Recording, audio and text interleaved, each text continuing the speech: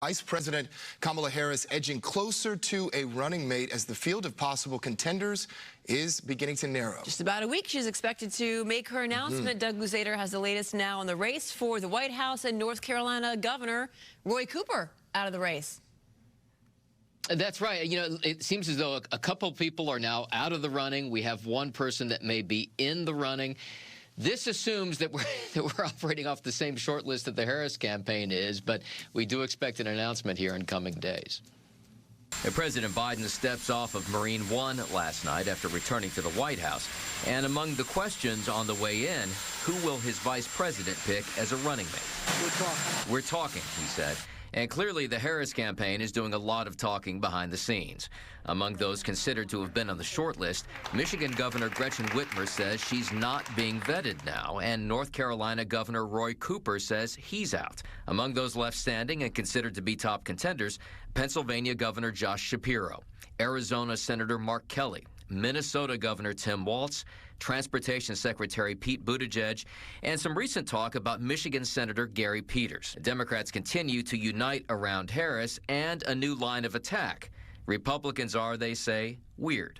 Well, it's just plain weird. And there is something weird about these guys. Trump's hair is weird. These guys are just weird. But that talking point aside, we may see an actual debate between Trump and Harris. And while there are questions about venues and dates, Trump tells Fox he's open.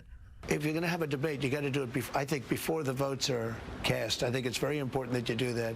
So the answer is yes, but I can also make a case for not doing it.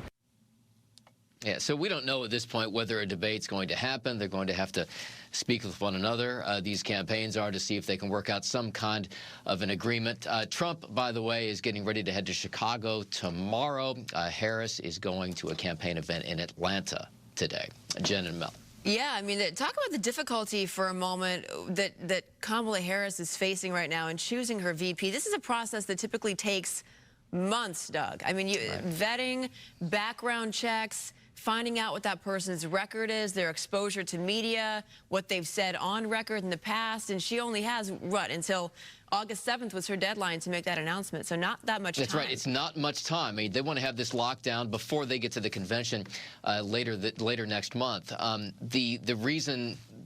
This is one of the reasons why they might go with someone who has a longer track record in the public spotlight, hoping that they would be more fully vetted because of that. And that's where you look off into the ranks of the nation's governors. And in fact, there are some governors on the vice president's short list. And if you're talking about swing states, they need to win them over as well. So Josh Shapiro seems to be a pretty strong contender at the moment. Pennsylvania is a lot of electoral votes. A lot. Yeah. That's right. Yep.